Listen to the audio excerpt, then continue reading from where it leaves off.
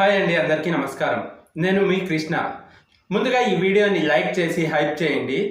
కొత్తగా ఎవరైనా మన ఛానల్ని చూస్తున్న వాళ్ళు ఉంటే సబ్స్క్రైబ్ చేసుకొని సపోర్ట్ చేయండి ఫ్రెండ్స్. ఇప్పుడు స్టోరీలోకి వెళ్ళిపోదాం. సమయం రాత్రి 11 గంటలు. నేను బస్టాండ్లోకి వచ్చి చాలాసేపు అయింది. ఊరు వెళ్లాల్సిన బస్సు ఇంకా రాలేదు. అసహనంగా ప్లాట్ఫామ్ మీద కూర్చున్నాను. ఎంక్వైరీ వాళ్ళను అడిగితే ఇంకా 30 నిమిషాలు లేట్ అన్నారు. బస్టాండ్ అంతా ఖాళీగా ఉంది. జనాలు అక్కడ ఒకరు ఇక్కడ ఒకరు ఉన్నారు. చాలా బోర్గా ఉంది. పాటలు వినడానికి మొబైల్లో ఛార్జింగ్ తక్కువగా ఉంది. అనవసరమైనవన్నీ బ్యాగ్లో సర్దుకొని అవసరమైన ఛార్జర్ మర్చిపోయి వచ్చాను. ఉదయంలోగా వేరే ఊరు వెళ్ళాలి. అక్రమంగా గోవర్ధన్కి కాంట్రాక్ట్ ఇప్పిస్తాను అన్నందుకు తను 10 లక్షలు ఇస్తాను అన్నాడు. ఇది నా మొదటి లంచం. చాలా ఎక్కువ డబ్బు ఆశ చూపాడు. జీవితం సెటిల్ అయిపోతుందని ఒప్పుకొన్నాను. ఆ డబ్బు తీసుకోవడానికే వెళ్తున్నాను. ఇంతలో ఎక్కడి నుండో మల్లెపూల వాసన వచ్చింది. ఎవరా అని చుట్టూ చూశాను. ఎవరో అమ్మాయి పచ్చ చీర కట్టుకొని తల నిండా మల్లెపూలు పెట్టుకొని పట్టలేనంత లిప్స్టిక్ పెట్టుకొని మోయలేనంత మేకప్ వేసుకొని నా వైపే వస్తుంది. నాకు కొంచెం దూరంలో కూర్చోంది. తను వాలకం ఎందుకో తేడాగా ఉంది. నా వైపే ఏదోలా చూస్తుంది. నేను పట్టించుకోనట్టే ఉన్నాను. కాసేపు చూసి చూసి విసిగిపోయింది అనుకుంటా. నేరుగా నా పక్కన వచ్చి కూర్చోంది. గంటకు 2000 ఇస్తావా? వస్తాను అని నా వైపు చూస్తూ అడిగింది. తను అడిగిన మాటలకి ఆశ్చర్యపోయాను. తను ఇలాంటిది అని అస్సలు అనుకోలేదు. నేను అలాంటి వాడిని కాదండి, వేరే వాళ్ళను చూసుకోండి అని కొంచెం గట్టిగానే సమాధానం ఇచ్చాను. ముందు అందరూ ఇలాగే అంటారు. నేను అలాంటి దాన్ని కాదు, కానీ తప్పలేదు కదా, ఆలస్యం చేయకుండా త్వరగా చెప్పు అని అంది.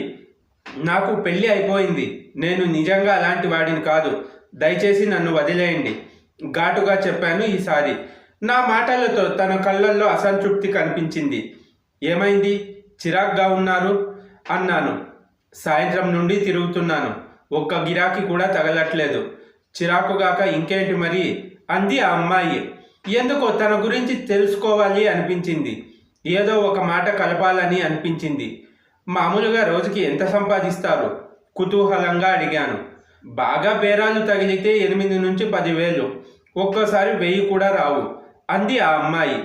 మనసులోనే లెక్కలు కట్టాను. రోజుకు 10,000 అంటే నెలకు 3 లక్షల.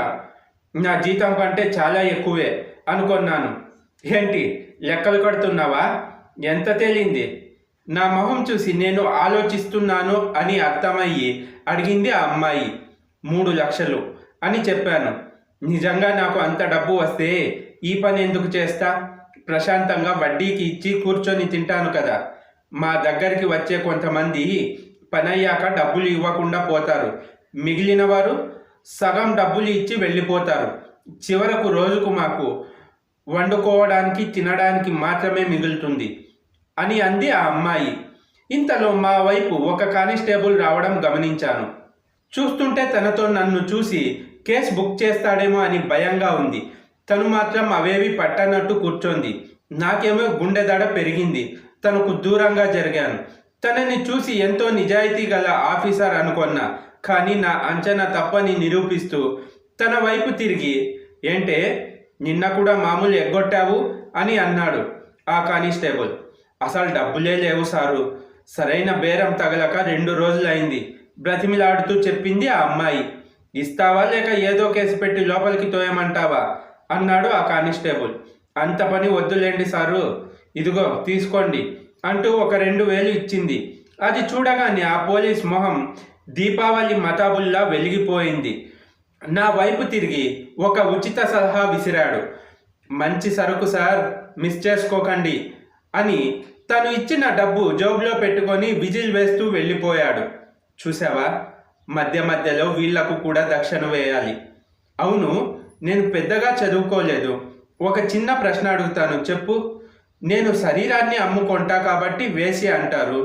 మరి నా దగ్గర నీతిని అమ్ముకునే వీళ్లను ఏమంటారు అని అడిగింది ఆ అమ్మాయి. తను అడిగింది నిజమే కదా, కానీ తన ప్రశ్నకు నా దగ్గర సమాధానం లేదు.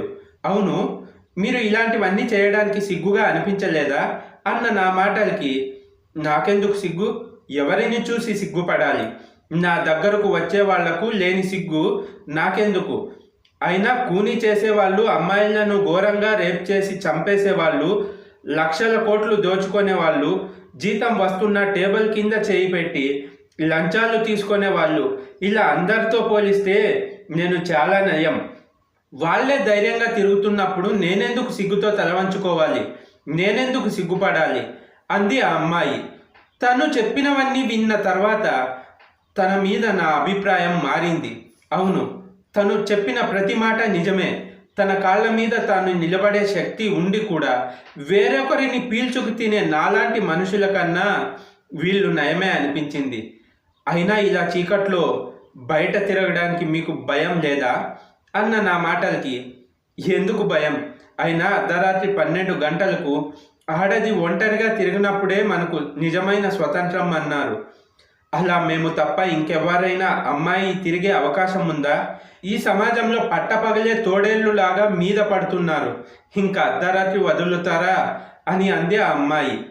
ప్రభుత్వం దగ్గరికి వెళ్తే ఏదో ఒక దారి చూపుతారు కదా అన్న నా మాటలకి, ఆటోవాడు, రిక్షావాడు, పారిశుద్ధ్య కార్మికుడు, రైతులు, డాక్టర్లు, మహిళలు, నిరుద్యోగులు, పేదవాళ్ళు, ఇలా అందరి గురించి ఆలోచించి హామీలు ఇచ్చే ఈ రాజకీయ నాయకులు ఏ ఒక్కరైనా మా గురించి ఆలోచించారా? కనీసం మా పేరును వాళ్ళ మేనిఫెస్టోలో కూడా చెప్పడానికి సిగ్గుపడతారు కదా. అలాంటి వాళ్ళు మా కోసం ఏదైనా చేస్తారని ఎలా ఆశించమంటారు? కొంతమంది నాయకులకు మేము ఎవరూ చూడనప్పుడు చీకట్లోనే గుర్తొస్తాములేండి అంది ఆ అమ్మాయి. అంటే ఇంకా మీరు జీవితాంతం ఇలాగే ఉంటారా? ఒక తోడు అంటూ ఉండాలి కదా అన్న నా మాటలకి, తోడు?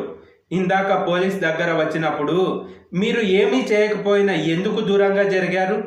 నాతో కాసేపు పక్కన కూర్చోవడానికే ఇష్టపడలేదు.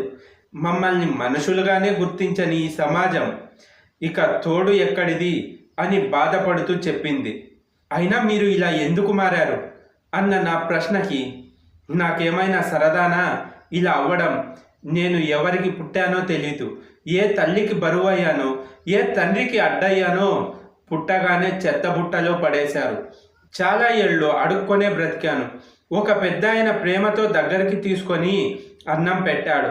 చాలా ఆనందం వేసింది. తర్వాత తెలిసింది ఆ మంచి మనసు వెనుక ఉన్న మోసం. చీరదీసి అమ్మేశాడు. బడికి పోవాల్సిన వయసులో బేరాలు అంటూ తిప్పారు. అల్లరి చేయాల్సిన వయసులో అంగడి సరుకు అయ్యాను. డబ్బులు వస్తే అన్నం పెట్టేవాళ్ళు, రాకపోతే పస్తులు ఉండాల్సిందే. ఇలాంటి బాధలు పడుతూనే తల్లినయ్యాను. నా బిడ్డను కూడా ఎక్కడికో దూరంగా పంపేశారు. నేను పారిపోవడానికి ప్రయత్నిస్తే తనని చంపేస్తా అన్నారు. ఏనాటికైనా తను దక్కుతుందేమో అన్న ఆశతో కాలం వెళ్ళదీస్తున్నాను అని చెప్తూ కన్నీరు పెట్టుకుంది ఆ అమ్మాయి. తన జీవితం గురించి విన్న తర్వాత నా గుండె బరువైంది. ఇంతటి రంగుల మొహం వెనుక అంతటి విషాదం ఉంది అని నేను అస్సలు అనుకోలేదు. ఇంత బాధతో మీరు ఎలా నవ్వుతూ ఉండగలుగుతున్నారు అన్నాను. బాధ మనసుకు కానీ మనిషికి కాదుగా. అయినా ఈ సమాజం నవ్వుతూ నటిస్తేనే ఎక్కువ ఇష్టపడుతుంది లేండి అంది ఆ అమ్మాయి. ఇంతలో తనకు ఒక ఫోన్ కాల్ వచ్చింది. మాట్లాడి నా వైపు తిరిగి, నాకు కస్టమర్ దొరికారు, నేను వెళ్తున్నాను అని చెప్పింది ఆ అమ్మాయి. 1 నిమిషం అంటూ తనకు 1000 రూపాయలు తీసి ఇచ్చాను. ఎందుకు అన్నట్టు చూసింది ఆ అమ్మాయి. గంటకు 2000 అన్నారు కదా, నాతో మాట్లాడుతూ అరగంట గడిపేశారు కదా, అందుకు అన్నాను. థ్యాంక్స్, కానీ నేను చేసేది తప్పు కావచ్చు, కానీ నేను తప్పుడు దాన్ని కాదు. పని చేయకుండా డబ్బులు తీసుకునే క్యారెక్టర్ నాది కాదు. బాయ్ అంటూ తను వెళ్ళిపోయింది. తన మాటలు నాకు చెప్పు దెబ్బల్లాగా తగిలాయి. తనకు ఉన్న నిజాయితీలో పావు వంతు కూడా నాకు లేదు అని అర్థమైంది. తన మాట ప్రభావమో ఏమో కానీ బస్సు వచ్చి హారన్ కొడుతుంది. గోవర్ధన్ నుండి ఫోన్ రింగ్ అవుతుంది. కానీ ఇవేవి పట్టించుకోకుండా ఇంటి వైపు అడుగు వేశాను. ఈ కథ చాలామందికి నచ్చకపోవచ్చు, కానీ సమాజంలో జరుగుతున్న నిజాన్ని చెప్పాలన్నదే ఈ కథ ఉద్దేశం. ఈ వీడియో మీకు ఎలా అనిపించిందో కమెంట్ చేసి, ఈ స్టోరీ నచ్చితే లైక్ చేసి మన ఛానల్ను సబ్స్క్రైబ్ చేసుకోండి friends. Thanks for the watching.